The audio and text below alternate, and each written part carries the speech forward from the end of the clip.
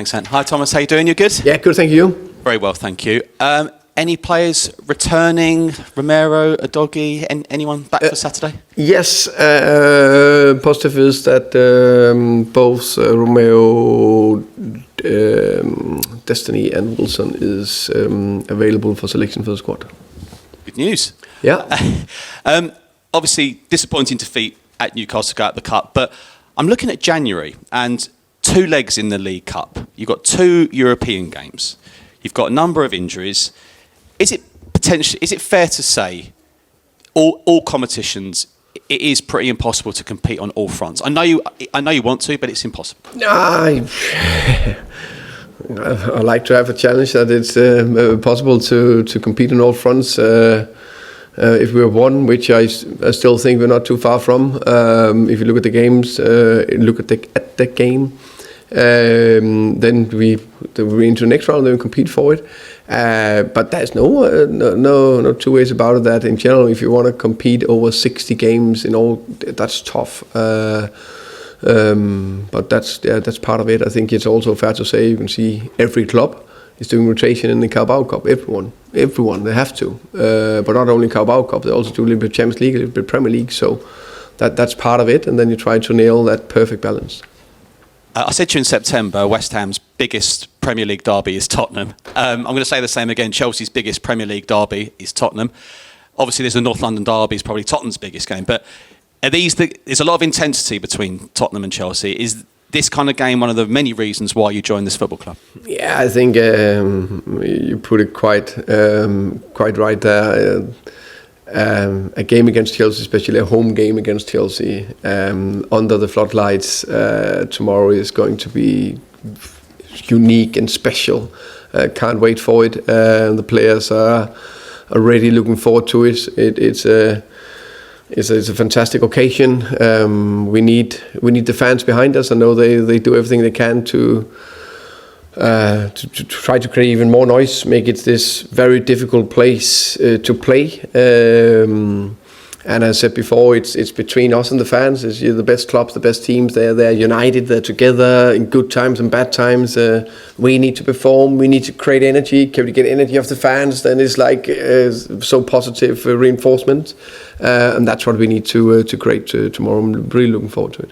5,000 away fans at Newcastle Wednesday. No trains back, full up. It's been a brilliant start to the season away from home in terms of the league. Just hasn't clicked so far. I think you've answered part of that question. The fans have said they want to do more as well for the pre-match atmosphere.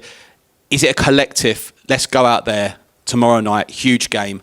It's going brilliant away. Hasn't clicked so much at home yet, starting tomorrow. Yeah, that will be fantastic. That is the plan and the aim. As you said, 5,000 fans traveling on the road Wednesday night. That's incredible determination, and we need that from the fans. We need that from the team. I'm so proud of that and pleased with that. And then at home, I can't see why we shouldn't be able to perform and have a very good run at home. We play at maybe the best stadium in the world, definitely the best fans in the world, and we know that the sound level in that stadium can be insane. So it's up to us to do that together, and that is a collective effort. Thanks, Thomas. Welcome. Hi, good to see you again, Thomas. Good to see you. Can I please ask you about Micky van de Ven? You spoke about it recently as well. You work with other good defenders in the past. His set of skills, how special it and how much an advantage Micky is giving you defensively and also offensively? I think these days every player needs to both defend and attack and play the ball and forward and be good in the set piece and so on and so forth. Micky, let's start with the ball. Very good composure, brilliant left foot, can go long, can play short, stand on the ball when we need to. Of course, his pace is quite unique. Then there's the cool defending in the decisive moments. I think he's doing that better and better. Then there's leadership. Then there's how good are you on set pieces, both boxes. I think he ticks a lot of boxes. It's just continuing performing at a good level week in, week out. different clubs, different teams have different way to operate. What do you make of Enzo Maresca's time at Chelsea so far? Won the Club World Cup in the summer, finished top 4 last season, won the Conference League. Yeah, of course. Enzo done an amazing job at Chelsea. First season, qualifying for the Champions League, and they say win the Conference League, so competing in definitely more than one front. Won the Club World Cup and had a decent start to the season. Very impressive. It was very clear what him and his staff want to achieve, how they want to play. So yeah, it's going to be a nice, good challenge. Another nice, good challenge in the Premier League against a very good manager and a very good team. The famous Battle of the Bridge took place nearly 10 years ago. Plenty of yellow cards.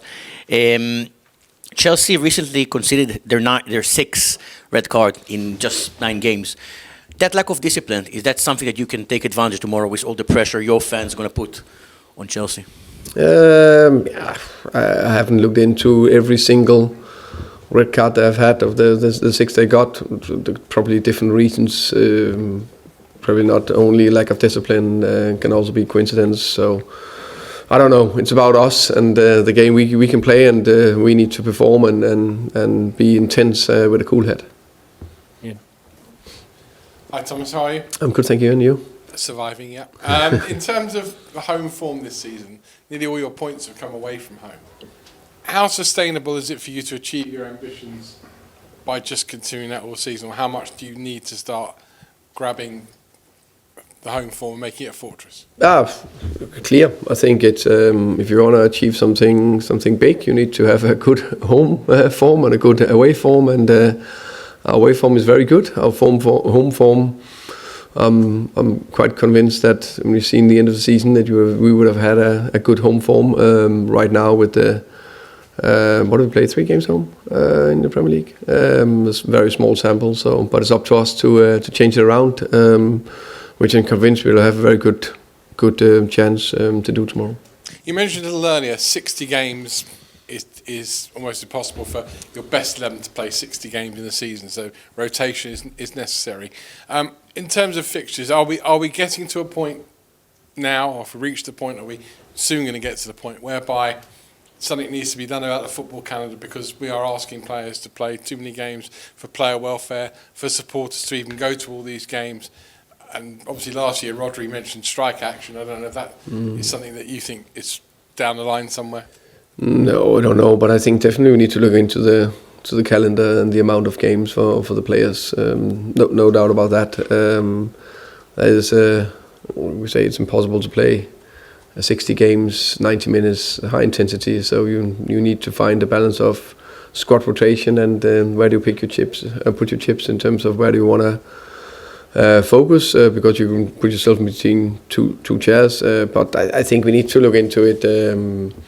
There's also we love football, all of us, but I think when there's been, let's say, an international break and then we come back and start again, a little bit more fresh, all of us, fresh eyes, it's exciting. So I think there's something in that we need to look into. I don't know the answer to it because it's a pretty popular sport and there's a few quid in it, so probably a little bit demand from the broadcasters.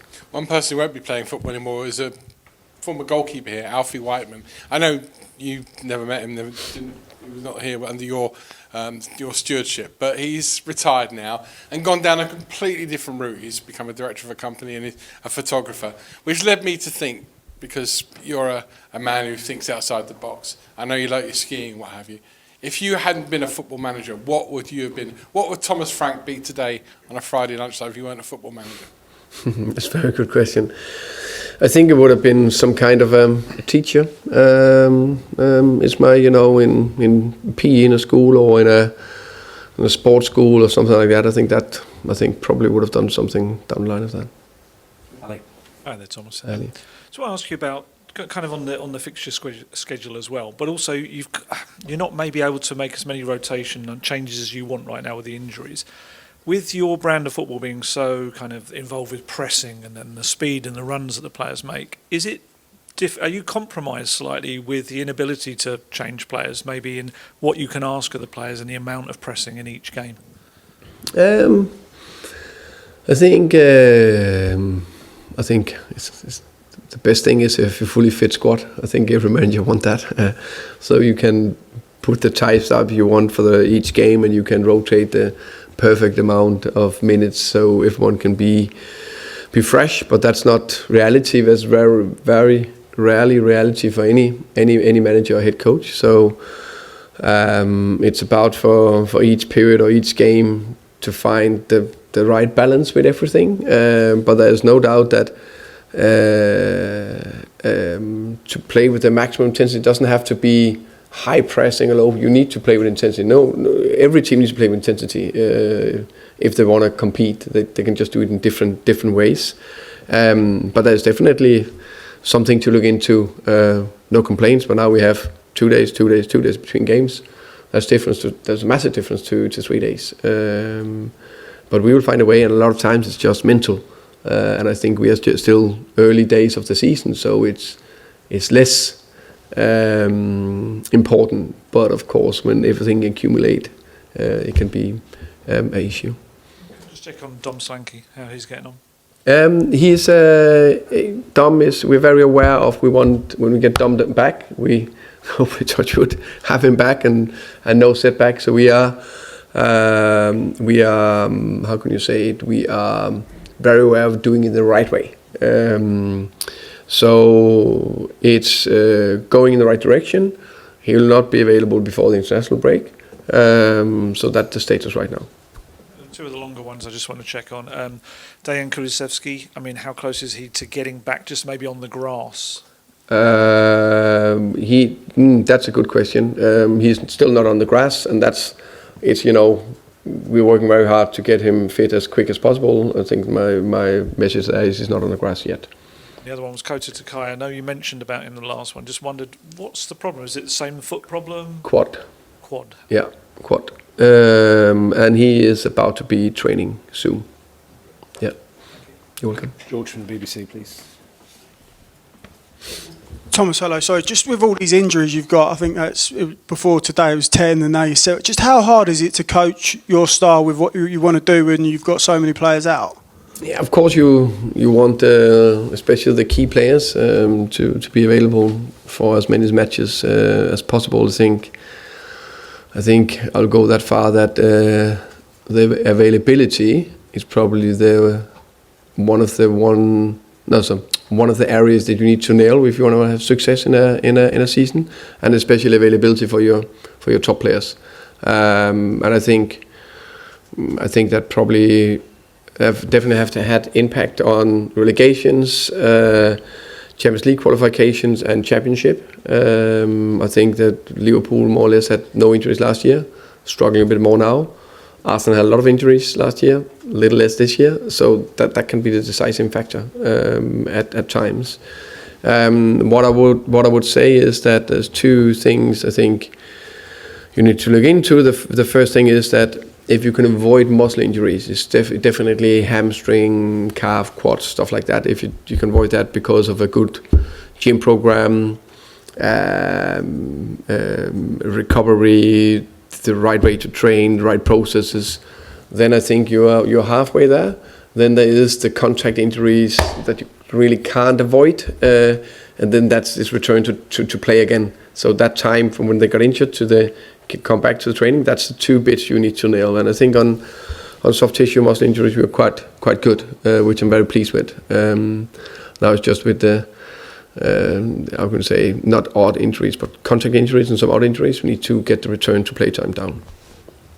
Tottenham's record against Chelsea hasn't been very good of late. I think it's 4 straight losses, but in particular, 2 of the games at the Tottenham Stadium have just been absolutely crazy. And I just wondered if you remembered watching some of them in recent years, if you're aware of them, and just in general, are you aware of the record? I mean, it's just some of the matches have been mad. I think Tottenham have conceded 8 goals, which is before your time, obviously. Yeah, it was entertaining. We are in an entertainment business, aren't we? Yeah, remember the first one. What was that? The 4? What was that for? Or they were the 9-man 4-1. Yeah, 4-1. Yeah, I remember that one. That was crazy. But yeah, that's in the past. I just some games we were a part of that everyone will remember for whatever reason. Hopefully we're part of a game everyone will remember tomorrow and we come out on the winning side. But it won't be as crazy as what's gone by previously. Yeah, you never know in football. So you never know. You're welcome. Finish with George at the back, please. Hi, Thomas. Just to follow up on that, each of these games has kind of a story of its own. Those 2 ones for Ange, Pochettino's first season, he beat Chelsea 5-3, and it kind of really kick-started his reign. Whatever happens tomorrow, you'll obviously be confident you'll be a long-term success here. But how sort of excited are you to kind of be part of this kind of story and this rivalry, and I guess write your own story for this game tomorrow? Now, very exciting. Really looking forward to it. There is a London derby between 2 big rivals. There's so much on it against a very good Chelsea team. It will be a completely very, very, very competitive, even game under the floodlights. It's got everything to be a top game where you will be on the edge of your seat, hopefully, if you're a fan or part of it. So hopefully that's the case. We need to come flying out and get the fans with us, and I'm very, very positive about us coming out and perform very well tomorrow. And just with Christian Romero, and forgive me for asking this, but it was this game last season where he was injured and he come back and he got injured again after 15 minutes. How sort of fit is he? Could he have played Wednesday, for example?